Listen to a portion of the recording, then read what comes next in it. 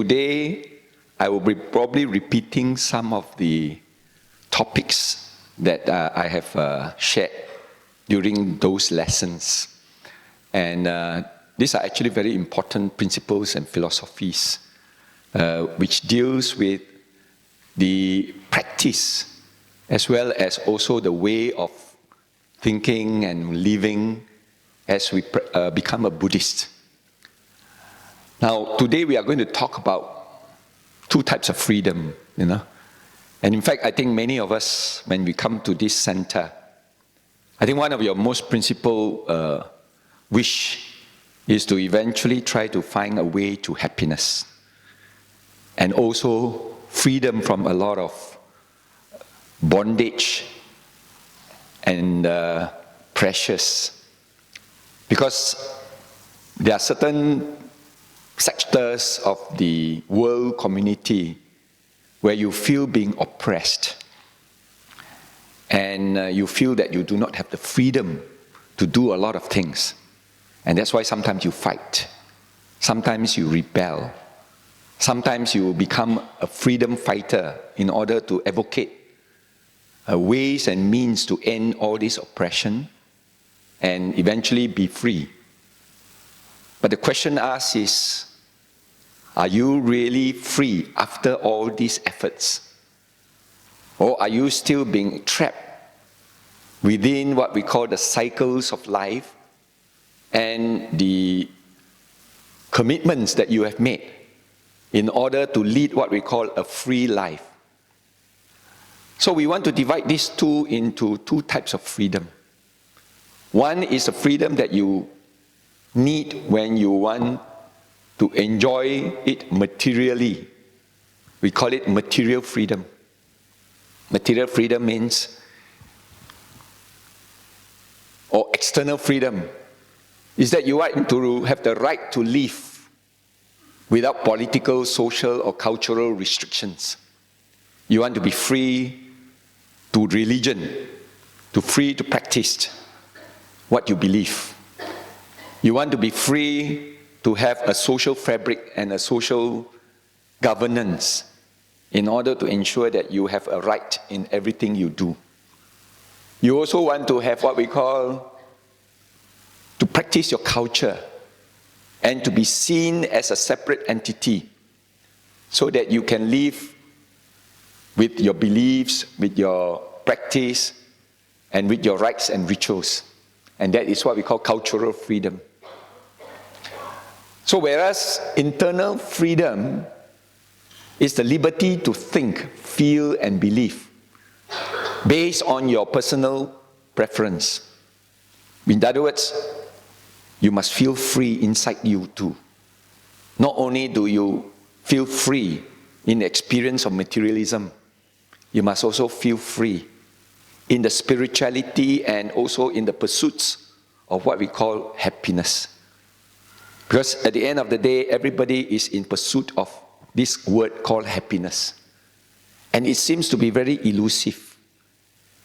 As if like, once upon a time you were happy, but that happiness disappears. That happiness is fleeting. That happiness is not lasting. And what was the reason behind all this? So external freedom is a freedom from factors outside yourself. That means physically and materially, you do not want to be constrained. You do not want to be directed. You do not want to be dictated what you want to do. So you want to have what we call the practice of freedom to do, to think, to speech, and especially now the common issues of human rights, that you believe you have human rights. And as a human, you have a right to live, you have a right to your food, you have a right to govern yourself, and you do not want other people to govern according to their wishes, so you want it to be governed according to your wishes. And that's the reason why people go for democracy. That's why people go for fighting for their freedom of government. And this encompasses, most of the time, our materialistic way of life. Now, internal freedom actually is limited, it's confined to individual. That means to say, it doesn't entail outside you. It is what is inside you. And I think this is a very lesson that when you first come to a Buddhist center, you are taught that happiness does not come from outside. Happiness comes from within. It is you yourself who will determine whether you want to be happy or not. Others cannot contribute. They can only provide the avenues. They can only provide the environment. They can assist in that manner. But at the end of the day, the choice to happiness is within this fathom-length body. And that's why we spend a lot of time in solitude, in meditation, and understanding our mind and our body. Because all the answers towards the pursuit of happiness is actually within this fathom-length body. The Buddha says you don't have to go very far. He didn't go around in search of philosophies and then using those philosophies to teach. He taught from personal experience, how he has experienced the realization and also what we call the liberation of your mind. That's why in the pursuit of happiness, through the Buddha's teachings, we say you don't go for salvation. Salvation means somebody external come in to save you, to give you the solace, to give you the comfort, and also to rescue you from the claws of suffering and hell. It is more of trying to liberate yourself and free the mind as a result. So between inner freedom and external freedom talks about dealing with the material and the ego that we all have. Because the sense of ego is the one that creates all the trouble for us. That's why the Buddha in many messages, in many teachings and suttas, says that the trouble that you are facing arises because of your craving to satisfy this ego. Because of I, because of my, because of ours, because of we. And once you have this concept, then you find that you have to protect, you have to defend, you have to actually do things in order to enhance, to have fame, to have power, to have influence, to have wealth. And all this then further binds you more and more and oppress you more and more. As a result, you will be at a loss how to escape from this. Mahatma Gandhi did say this, the external freedom will not be given to us, but in the exact measure as we have known at a given moment. And finally, of course, hopefully to develop our internal freedom. Because in the practice of our freedom, external freedom, it is not free for all. In other words, there's no such thing called boundless freedom. You are always restricted in some way or another. For example, freedom of speech. Yeah, you have a right to say anything. You have a right to go to the stage and shout and express. You have a freedom of speech. But make sure that it doesn't hurt others. You are limited by the law. You are limited by certain constraints that is imposed upon you that you cannot exceed. You cannot go beyond. So they all have their limits. So in the practice of freedom, you do see limitations. So it's not a free for all. So with that, we get disappointed because we cannot go beyond. We say we want to have freedom in this. Yes, you get it. But then somehow or other, there's a restriction placed that forces you to stop the pursuit of that freedom. Then you become unsatisfied. You become unhappy. And then eventually you get disappointed. And that is the reason why we have all this dukkha. Is that we develop a lot of unsatisfactoriness in our life as a result of the high expectations that we want in exercising our freedom. And because you couldn't get it, because you are limited, because you are always restricted, then you become disappointed. You become unsatisfied. And the common word that is used for unsatisfactoriness is called dukkha. So what is freedom? You can have many types of freedom. One of them is financial freedom. Freedom where your finances is enough that you don't depend on others. Freedom with abundant wealth. So you thought by having a lot of wealth, you will have freedom to eat anything, own anything, enjoy anything. But somehow or other, again, this is not limitless. There is always a boundary for you. Financial independence, flexibility in life, stability, breathing room, self-sufficiency and clarity. Even though you may have some levels of financial freedom externally, but at the end of the day, you are still being bounded by constraints. So you are not totally free.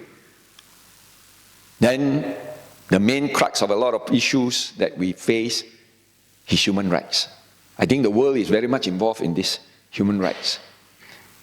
The right to live, the right to enjoy your space, the right to be entitled to your wish to move anywhere, travel anywhere you want. But again, are you totally free in this at this moment of time?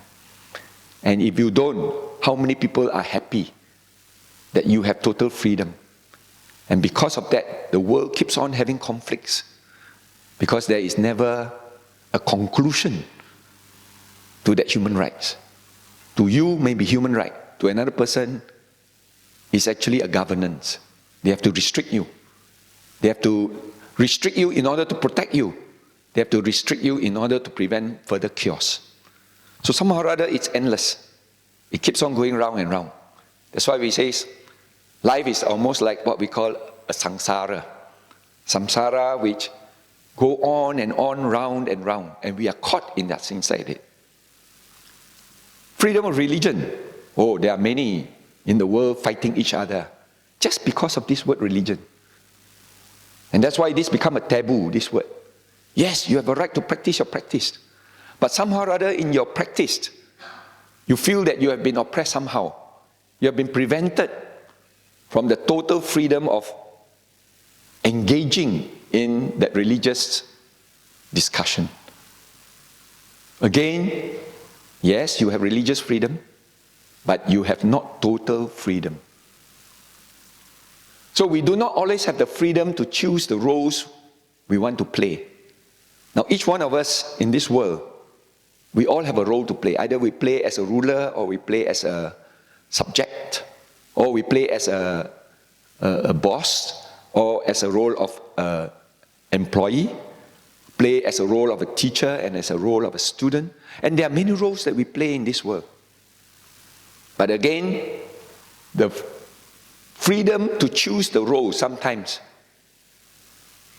is not totally free. You have been imposed. You have been subjected.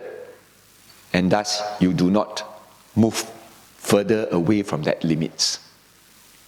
So the most noble cause known to man is the liberation of the human mind and spirit.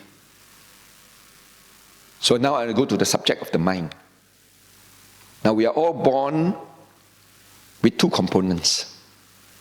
You are born with a body, and you are born with a mind. And these are two forms of energy interacting with each other. In other words, you are a psychophysical being, nama and rupa. And these two forms of energy react with each other, combined it to make what we call a living being. So therefore, among all the existence of living beings, including the devas, including the petas, including the spirits, brahmas, animals, they are all psychophysical beings, whether you like it or not. So therefore, you have a body, And this body is almost like a house. And then in comes in what we call a mental energy called the mind. But both are forms of energy, whether you like it or not. Because this whole universe that we lived in is a big mass of energy. Because universe comprised of energies which can neither be created nor destroyed. It's a scientific principle, whether you like it. It's just what we call transform from one form to another. If you are not in this form, then you are in this form. You are not in this form, then you are in that form. And thus, this world will always have what we call the conservation of mass. That means it remains constant. And this whole universe is what we call a pulsating universe. Pulsating means it expands and it contracts. With each expansion is the creation of a new universe. It expands, expands. And then it will come a point in time, then it will contract. And when it contracts, the energy becomes denser and denser. And those energies, which is what we call the liberty to move around, liberty to react, will then subside and become dormant until the next expansion, and then create another new universe. So our universe is never created nor destroyed. It's just moving, pulsating. Likewise, in the course of creation, then you, by virtue of a material called the body, coming out from the fusion of energy, having what we call the remnants of a mental energy that was hibernating, waiting to take form, create another new combination to create another new psychophysical being. Rebirth then takes place. So you have been born. You are born here now. And when you are born here, you have a mind and you have a body. But this mind of ours, at the moment, has these characteristics called the grasping mind. It grasps. And through this momentum of grasping, it has grown stubborn over so many years. It's very hard to dissolute it. It's very hard to dispel it. Because each time it catches an object, it holds, it grasps, it craves, and it wants to enjoy some more. The Buddha was actually very disturbed by all this, that the moment we have this combination, we face with a lot of disappointments. We thought we have the freedom to do a lot of things, but somehow or other we are limited, like what I explained earlier. So therefore, how do we escape from that limitations? How do we escape from that oppression? Not only what we call the external, we are now looking at the internal. Because internal freedom is the movement of trying to release this grasping mind. Because each time we grasp, we are bound to what we call expect. And expectations always give disappointments. And disappointment is dukkha, or unsatisfactoriness.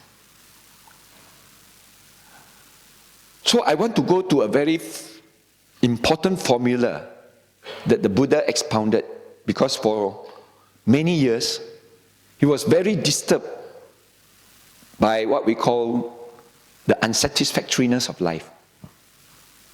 But there were 3 unsatisfactoriness that actually sets him off trying to find a solution. What are the 3 great dukkha? He stole out of the palace one day, and then in his travel to the city, which he has never visited before, he saw 3 sights. First, he saw an old man, an old person, a person who is feeble, weak, old, wrinkled, no strength, no more teeth in the mouth, and was struggling to move around and struggling to eat. and having a lot of difficulties in living. He was very much disturbed by this because he never seen old people in that manner. And he asked this question to his charioteer Chana and says, why? Why is this person like that? Chana answered that this person is called an aged person, an old person.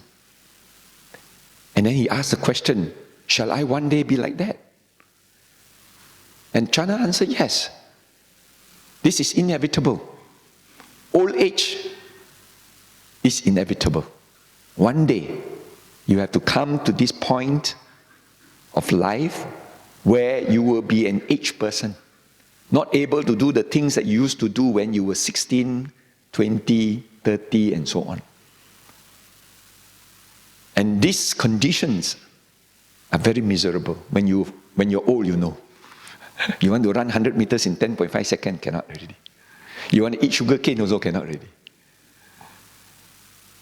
And when that misery arises in the mind, how you wish you were young again. And how you wish you can be young forever. How you wish you can take bio life or bio young. Or apply Botox and remain wrinkleless. But unfortunately, age will catch up with us. We still have to face it whether you like it or not. And the Buddha was very much disturbed by this. And he wanted to find, can we stop old age? Can we not become old? Can we be young forever? And this quest, until today, many of us are still looking for it. You know, spending money. The moment we see a white hair on our head, we go and dye it. The moment we see the wrinkle, we go for Botox. And then we will take all kinds of concoction in order to, what you call, maintain our youth and be young. But how long? Elizabeth Taylor also, after 7 surgeries, cosmetic surgery, eventually also got to have wrinkled face. Eventually got to die. So old age is inevitable. Old age is bound to happen, whether you like it or not. Then he saw the second side. He saw a sick person. A person who is sick, painful, inflamed, groaning in pain, and having a lot of secretion and sweat, and couldn't control. And he was very much disturbed by that sight, and he says, why? Why is this man like this? Oh, this man is being attacked by virus, attacked by bacteria, deterioration of his organs, and because of old age, has suffered some signs of illness or geriatric illness. So he said, can we escape from this? Chana says, no. One day, all of us will have to face illness, and either we succumb to it or we suffer in great pain during that period of time. He was also very much disturbed by this and says, can we one day not become sick and remain healthy all the time and be free from sickness? Is that possible? Then he saw the third sight. And the third sight was a dead corpse, a dead body parading in the streets with the mourners behind it wailing and crying over the loss. And this lifeless body couldn't do anything anymore and couldn't enjoy all the luxuries that he has been having. And he has to let go all those that he possessed and on to his way to cremation. Can we escape from that? The Buddha asked. At that time, Prince Siddhartha. And he says, no. Chana said, no. One day, we will have to be in this state. Our life will end. Our mind and our body will then separate. And eventually, the mind will go its way, and the body will then deteriorate into the 4 elements of earth, water, wind, and fire, and go back to the elements. Can we stop death? No. The moment you are born, you're already going to die. Because it's just a matter of time. How long can you live? When is your expiry date? And eventually one day you will have to succumb. With these three sights, the Buddha was so disturbed that he almost lost hope. Then as he walked along, he saw the fourth sight. The fourth sight was actually a mendicant, an ascetic, with an alms bowl in what we call the robes, very simple clothing, having nothing, owning nothing. And his face was very serene, very peaceful, smiling, as if like he doesn't have what we call a problem in the world. And he was very captivated by this. And he said, why is this man looking free from worries, free from all the troubles that is occurring? Chana explained that this man is going in search of a philosophy of life, a formula of life that can help him to overcome all this sickness, old age, and death. And hopefully one fine day, come to what we call a cessation of this. And meantime, he's searching from teacher to teacher.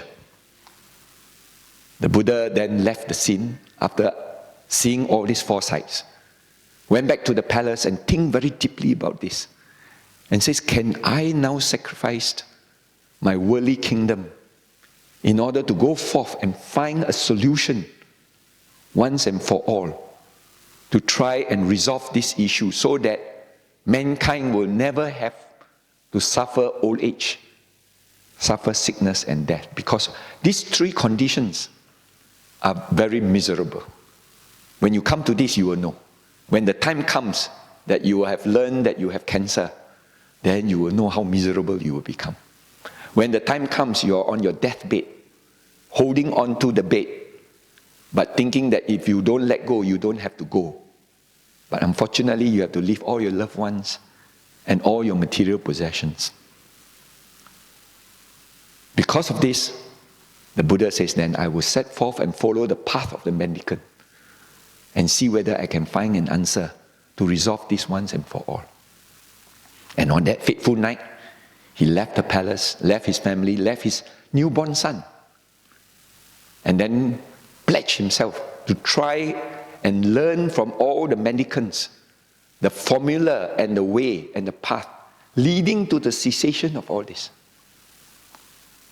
So then he discarded all his kingly robes, cut off, shave off his head, put on a robe, have an alms bowl, and then left in search.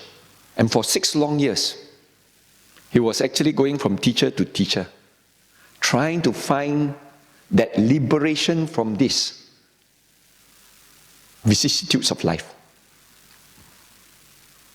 He couldn't. From one teacher, he learns, he becomes an exponent of the philosophy. But that leads him nowhere. He went to another teacher, the same result. And from teacher to teacher, he just couldn't make any headway. So one final push, he then found this tree. At that time was called a pipal tree. And he says, I will now sit under this pipal tree, which provides me shade. And I will then try to find an answer. And if I don't get, I will not rise from this seat. And it was on this night, we call it the Vesak month, full moon, he then became enlightened. What do you mean by enlightenment? Is that he found the formula towards the liberation of the bondage.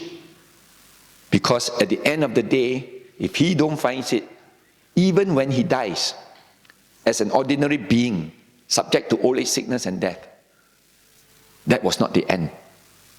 Because as long as the mind is still active, still in momentum, still have what we call the attachments, it will continue to reform itself with another physical form. and thus get what we call a rebirth.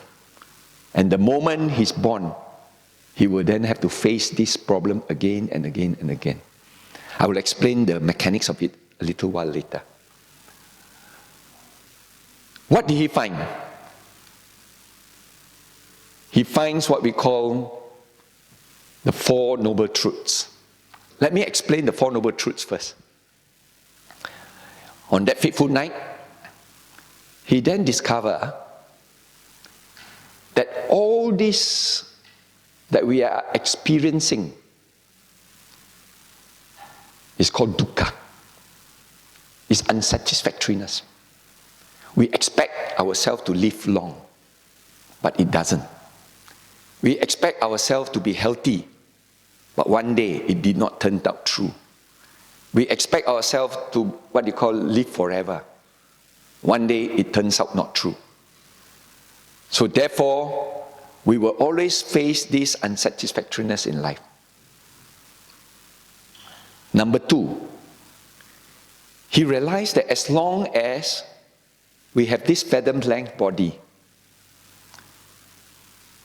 we will have what we call the five sense doors. What are the five sense doors? The eye, the smell, the taste, the hearing, and the touch. These are all called the five senses. And these five senses are called doors. They are not the ultimate. It's just a door for the external stimuli to be received and then eventually be passed through the door to the mind. And the mind is called the sixth sense. And it's the mind that decides. It's the mind that experienced whether you want to feel happy or not happy, whether you want to feel disappointed or disappointed. It is all what is happening in the mind. So therefore, he says that the moment we use one of these sense doors, take for example, the eye, a beautiful object comes through the eye, goes to the mind. The mind then says, wow, beautiful. See some more. See some more. The eyes open bigger. The body starts to move. You do actions which wants to try to please that sense door by seeing more of these beautiful things. So, the more you see, the more you want to see. The more you want to see, the more you want to see. And that intent to see more and more become what we commonly call greed or greediness. Tan sin the tan. That means you want to experience more. So therefore, there is a limitless quest to please that sense door. Now, an ugly object, unpleasant, comes through the eye, and the eye passed it to the mind, and the mind says, don't see, very ugly, go away, disappear, don't appear in front of me.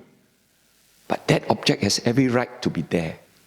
It appears purposely in front of you. See lah, see lah. So what do you feel? You feel angry. You feel hateful. You want to find a ways to end it. You want to kill it. You want to eradicate it, but it doesn't. You turn to a lot of anger and hatred. And that's what we call hen. First, it's called tan. Second is called hen. Greed and hatred appears in the mind. When we use our sense door, when we experience pleasant object, when we experience unpleasant object. But there are some instances when we have pleasant and unpleasant object comes to the sense door at the same time. Beautiful and ugly, both appears at the same time. Now, pass to the mind, and the mind is confused. The mind doesn't know whether to see some more or not to see some more, whether to hate or not to hate, whether to dislike or not to dislike. The mind is in a state of delusion. 烦恼. Delusion means confused, don't know what to do, don't know how to progress. Same thing with the smell. Pleasant, unpleasant smell, both pleasant and unpleasant smell. Pleasant sound, unpleasant sound, both pleasant and unpleasant sound. Pleasant taste, unpleasant taste, both pleasant and unpleasant taste. Pleasant touch, unpleasant touch, both pleasant and unpleasant touch. And all these stimuli comes through the mind, and the mind will then grasp on it. And the mind will then be in the state of what we call tan, hen, fan now, greed, hatred, and delusion. When this occurs in our mind, is this satisfactory or not satisfactory? It's unsatisfactory. And what is unsatisfactoriness? Dukkha. So every time we attach to our sense door, every time we use our sense doors, there will always arise in our mind greed, hatred, and delusion. That is the first noble truth. And the first noble truth basically says that the moment you are born, you have these 5 sense doors to please, whether you like it or not. It appears in your body. And you experience the world through these 5 sense doors. Color, fragrance, tasteful, bitter, sour, noise, flatteries, soft, rough. Imagine you experience the whole world through these 5 sense doors. Without these 5 sense doors, how are you going to experience the world? Of course, without one of them, you compensate with another 4. Let's say you cannot see. Then you compensate with your ear. You compensate with your smell. You compensate with your touch. So somehow or other, you try to what you call please your sense doors. And in the quest to please your sense door, and not knowing the limits to that sense door, the freedom of it, then you are going to face dukkha all the time. Part of the first noble truth, he then expounded and says, look, the moment you are born, whether you like it or not, you're already moving towards your old age. You're already going to be susceptible to sickness. Whether you're 3-year-old or 4-year-old or 20 years old or 50 years old, somehow or other this can happen at any juncture of time. And when it happens, is it satisfactory or not satisfactory? Unsatisfactory. It is dukkha. So therefore, the moment we have birth, then we will have to face old age, sickness, and death. We will have to face with dukkha, whether you like it or not. The moment we are born, we have this 5 sense door to please. And this will always give rise to greed, hatred, and delusion in our mind. And our mind is never settled, never at peace, always filled with these defilements. And thus it continues and continues and continues until we eradicate them. As long as we don't eradicate them and reduce them slowly until it's totally eradicated, it will always create this churning, this momentum, this force that will keep on turning. And this turning itself is the one that propels you when the body and mind separates. And if you don't stop that turning, rebirth will always take place because your craving is still there. The second noble truth talks about craving. That the cause for all this dukkha or unsatisfactoriness is your desire, your craving in order to please your sense doors, in order to please your craving for existence. How many of you want to die? Put up your hands. Hey, choy. Touch wood. Don't talk about that yet. The time has not come. No one wants to die. You crave to exist. That's why the human search for immortality is actually very strong. If we can have a xian tan now, which then if we consume it and we can live forever, I tell you, we will all go and buy it. Because we want to continue to live. We don't want our life to end. So we have that urge, that desire, that craving, that tangha we call it. Craving to exist is called bhava tangha. So bhava tangha is the one that keep on propelling you. The mind keep on pushing and says, no, I don't want to die. I want to continue living. Even at the last moment of our death, when we are about to breathe our last, we still want to live. And that, if it's not ceased, will then push you out. Give you what we call a frequency to be attached to another living being, and combination of mind and matter again. Some of you feels that life is unbearable. Terrible, suffering a lot. Especially when you are in great sickness, in great pain, and you say, I want to end it once and for all. It could be depression, it could be frustration, it could be total unhappiness, sadness, a lot of worries and worries, and a lot of sickness that occurs in ourselves, and the fear of death. We then becomes very morbid in trying to ask to end our life. We want to cease to exist. And that is called bhava tangha. It's also another form of craving. Craving not to exist. And because you are crave not to exist, that mind is still turning. There is a craving force inside there. How many of us says, I don't want to live. I want to commit suicide and end our life. And when you have that thought in your mind, are you having that thought with a smiling face? Or are you having that thought with a lot of fear and worries and cries and anxieties and so on? That mind is never at peace.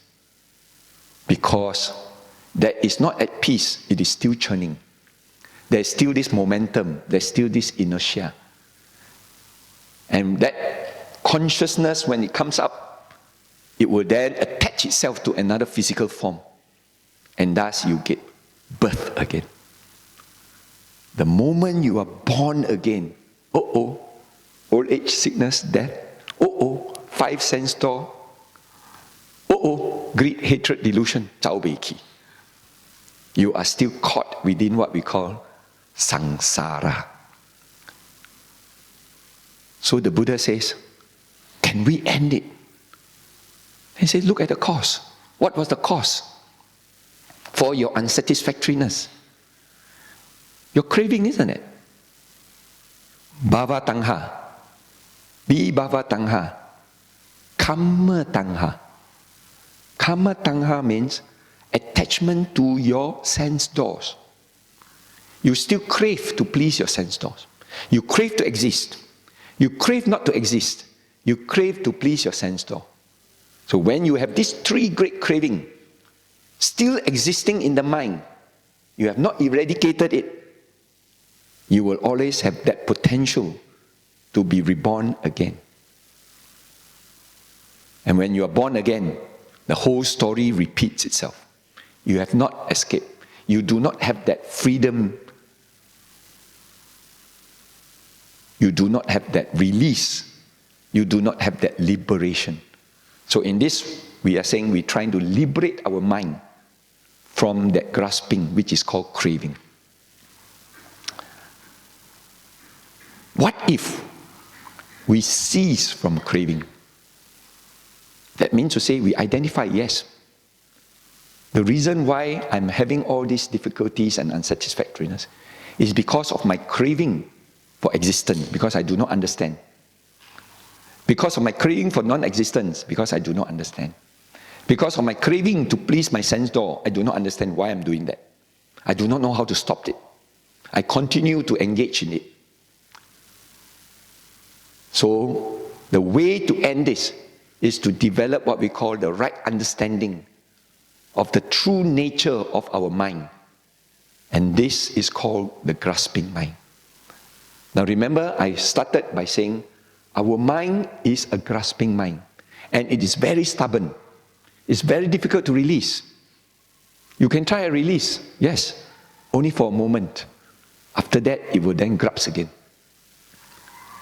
Someone comes and criticizes you and says, you are very stupid. Your mind catches that. Your mind then becomes disappointed and angry and says, oh, he scolds me. He criticizes me. He calls me stupid. What right has he got to call me stupid? Who do you think he is to call me stupid?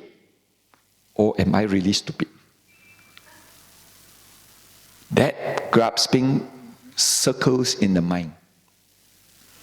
But can you release that grasping? Yes, someone comes and scolds you stupid. Very natural, because you are still a putujana, still haven't understood whole thing, but you learn the art of letting go. And says, why not I let go? I do not want to grasp it. So the mind grabs it for a while. You are angry, but then you say, hey, which part of me is stupid? Am I stupid? Is it my hair that is stupid? Is it my nose that is stupid? Is it my hand that is stupid? And because you couldn't identify which part of you is stupid, then what is there to be stupid for? And that is the time when you say, okay, let me not hold to the thought of that scolding or the criticisms of me being stupid, and then you release. And that release is called the methodology of liberation of the mind. Then you are then advised to say, in order to reduce that craving, you then are asked to sit quietly on your own to find the liberation, the method leading to liberation. Like I mentioned earlier again, the answers towards all this comes from the very fact that it is not outside. It is not the external freedom that you are enjoying. And understanding the external freedom is understanding the internal freedom that is within you.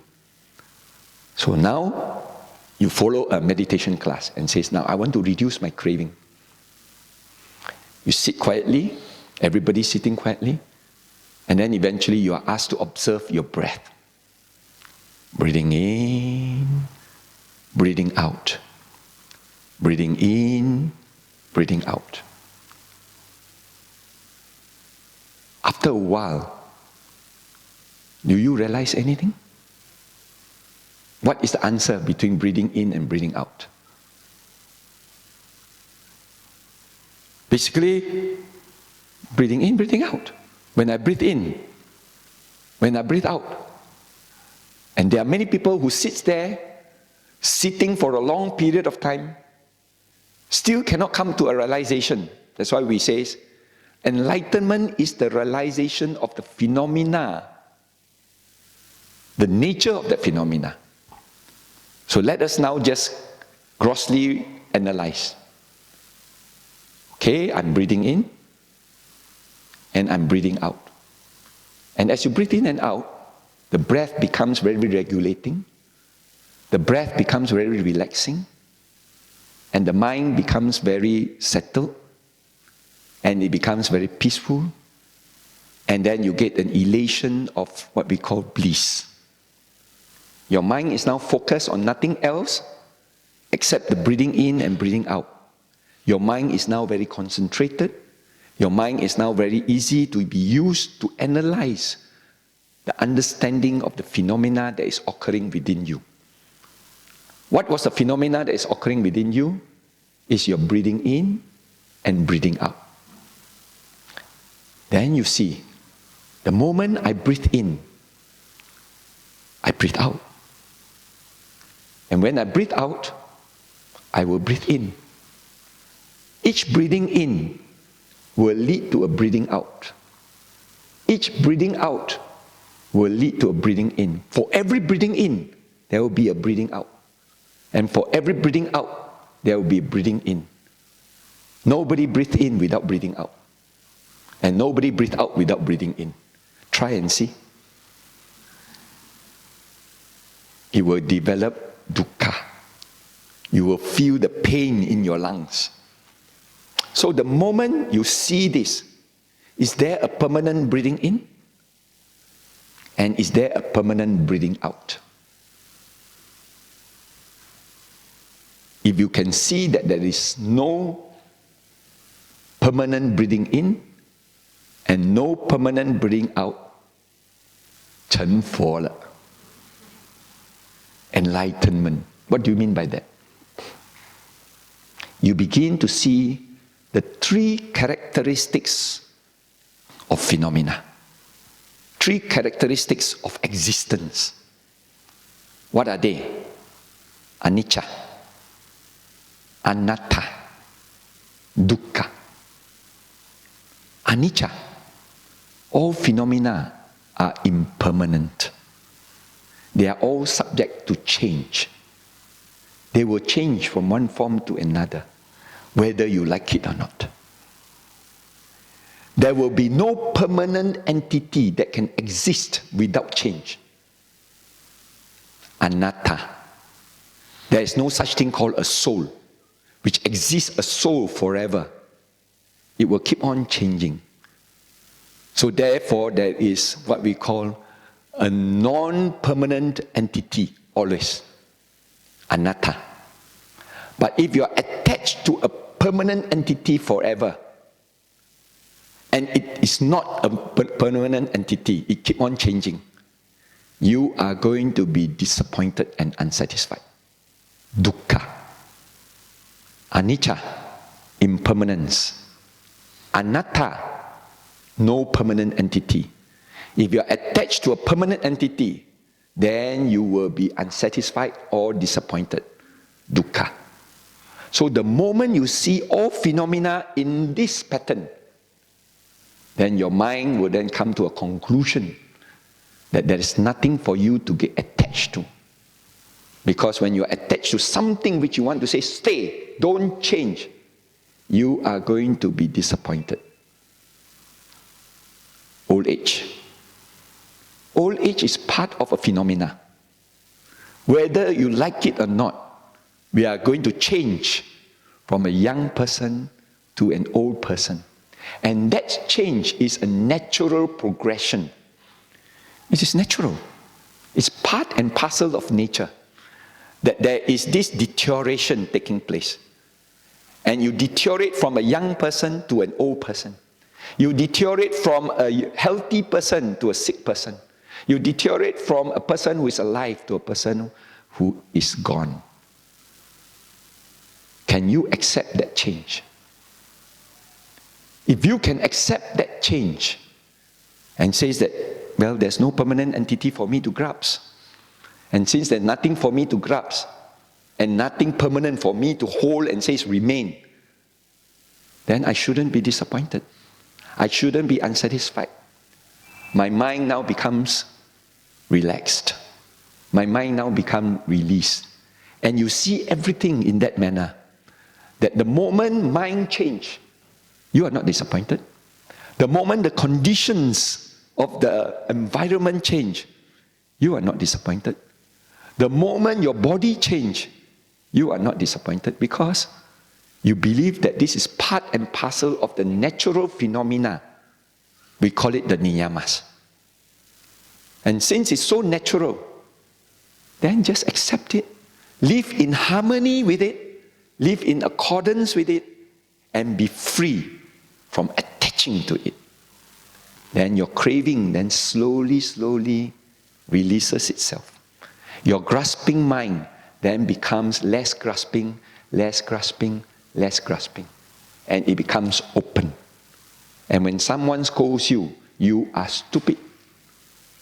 Hits it. The mind may grasp, but not so tight anymore. You released. And some mind, when there's a scolding, when there's a criticism, the mind accepts and says, well, today may be scolding, tomorrow may be praise. Today may be failure, tomorrow may be success. Today may be happy, tomorrow may be unhappy. So when you have that understanding of the four vicissitudes, blame and loss, gain and what do you call ill gain, and then eventually we have what we call blame and blame, gain, fame and blame, and happiness and unhappiness. Whenever we have these experiences, we know that these are vicissitudes and it changes. That gives us a positivity in our life too. That when we are unhappy, do you have to remain unhappy permanently? And if you want to remain happy or become happy, all you have to do is don't think of the unhappy thoughts. Move to happy thoughts. Don't think of the negative thoughts. Move to the positive thoughts. And when your mind is in positive thoughts, when your mind is in happy thoughts, are you happy? Are you positive? You have changed your attitudes. You have become positive. You have become what we call motivated by the understanding. And that's why in the Noble Eightfold Path, the first path is called right view or right understanding. In other words, this is the path that the Buddha wants us to follow. Because we know that the Four Noble Truths talks about dukkha. You understand what is dukkha? What is unsatisfactoriness? Second, what was the cause of dukkha? Craving, attachment, desires. Third, the cessation of dukkha.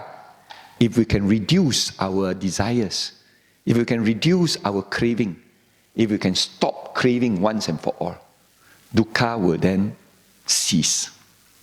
Tapi semua ini senang cakap tapi susah mau buat. So what did the Buddha advise? Fourth Noble Truth. What is the Fourth Noble Truth? Noble Eightfold Path. The path leading to the cessation of the arising of dukkha or the cause of dukkha. Remember?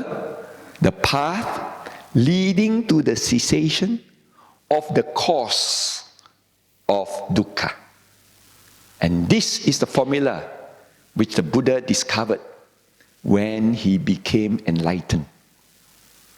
This is the formula to liberate our mind, to free our mind by using this path called right view, right understanding, understanding of the reality and the truth about the phenomena of life, anicca, anatta, dukkha. Don't get attached to it. Second, right intention or right mind, having the mind to think of good things, having the mind not to think of bad things, and be free from negative thoughts. Right speech, having speech that do not harm others, also do not harm yourself. Right action, any action which do not harm others and do not harm yourself, good action. Any action that harm others but do not harm yourself, not good action. Any action that harm yourself and do not harm others, do not harm others but harm yourself, not good action. Any action that harm others and harm yourself, that one jangan cakap lah, wrong action. Right livelihood, to prepare the grounds. Because in order to move into the cessation of craving, you need to have a platform to avoid lying, to avoid stealing, to avoid killing. And this is the right platform that we must move into. Right effort. Make yourself sit. Observe the phenomena that is from within. Understanding the phenomena of anicca, anatta, dukkha. The best lesson we can learn, and the cheapest, don't have to pay money one, is watching your breath. And if you can learn the lesson from watching your breath, you will get enlightenment without much effort. Because breath is the best example of rising and falling, appearing and disappearing. And breath is the one that teaches us that there is no permanentness in any phenomena. Let it go. There's nothing for you to get attached. If you want to attach, it disappears. Just to give you an analogy, there's this little monk who wanted to gain enlightenment fast. So then he heard that there is a temple in Japan. And in this temple, the people who goes there can get sudden enlightenment. In Japanese, you call it satori. So he went to see the abbot of that temple and says, Abbot, I heard this temple famous. You can get sudden enlightenment very fast. So the abbot says, yeah, true. Very simple. All you have to do is tomorrow morning when you come, you go to sit beside the stream and watch the stream. That's all. No need to attend class. No need. Just go and watch the stream. So the next morning he came, he sat beside the stream and he was watching the stream. And the water was running. And he was watching the stream of the water running. And majority what happened was, at the end of the day, he went back to see the abbot. Abbot, am I enlightened? And the abbot says, what do you see? He said, I saw stream, the water running. Oh, sorry, tomorrow watch again. So tomorrow he went there and watched again. The stream was running. And he came back, same answer. I watched the stream. And the water was running. So for 364 days, he was watching the stream. He came back with the same answer. On the 365th day before he watched the stream, he says, this is the last day. If I don't get my enlightenment today, then the monk must be hao xiao. So he sat down, he watched the stream on the 365th day. This time, what did he see? He saw the stream was running. And then the sun was shining. And as the sun shines on the running water, it creates sets of sparkles, like diamonds. And it appears very colorful, some of them. And he was watching the diamonds and the set of patterns that was created on the stream. And then he says, wow, that was nice. But before he could finish the sentence, the sparkle changed to another set of sparkles. He couldn't hold it. He couldn't make it permanent. He couldn't make it long enough for him to enjoy further. He then realized anicca, anatta, dukkha. So therefore, in meditation, especially when you are doing vipassana, of course we have two methods. One is called samatha, and one is called vipassana. Samatha helps to sharpen your focus, calm down your minds, gives you a little bit more relaxation in order to be able to focus and analyze. If our mind is concentrated, we analyze better.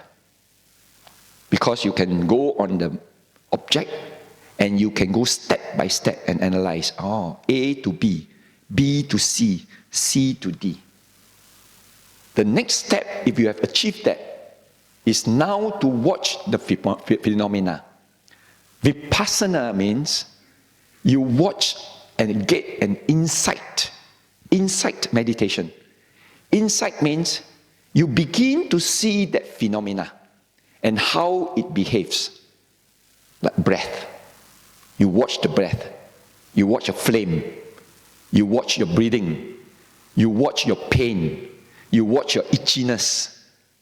Be mindful of all these phenomena because it all provides you a lesson to understand that your pain didn't last forever, isn't it? Your pain was very painful, very painful, very painful. Wow, cannot tahan already. Then the pain subsides.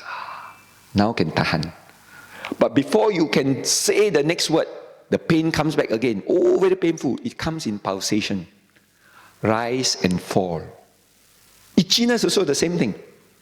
Imagine when you are traveling on the road, in the car, on the highway, and you have a stomach ache, and you want to go to the toilet. And the toilet is 2 kilometers away. And you say, ooh, can I reach or not? And the pain goes up to its climax. And when it reaches its climax, You say, hey, cannot tahan. I think I have to stop already. I have to find a longkang somewhere. But then the substitution takes place. The pain then slowly subsides. Then you say, I think I can reach. Then the pain comes back again. Oh, cannot. I think even 1 more kilometer also I'm finished. Then it comes back again. This pulsating pain, I think woman knows the best. So therefore, the pain doesn't remain permanent. The pain changes. And when it changes, you realize that nothing is permanent. And that's the meaning of kong, or nothingness. Because since it changed from one form to another, there is no particular form that you can hold and say, don't change.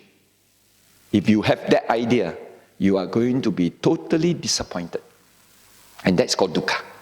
But if you are free, you liberate yourself, you have that freedom to say, okay, appear, okay, disappear. I watch you, but I'm not attached to you.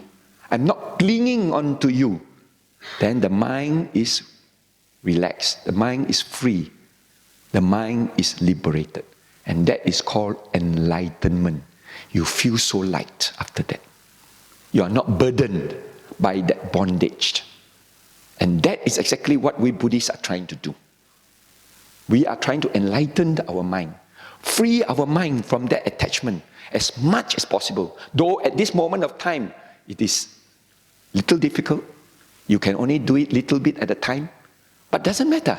As long as we start with the first steps of a ladder, eventually we'll climb up to the top. So sedikit, lama jadi bukit. In other words, start small, practice as you can, begin to understand the benefits of letting go, the benefits of renunciation, the benefits of detachment and not attachment. And as you enjoy that benefit, you feel lighter, you feel happier, you feel much more peaceful. Then you become more freedom. And that is called internal freedom. And that is what we Buddhists are looking for.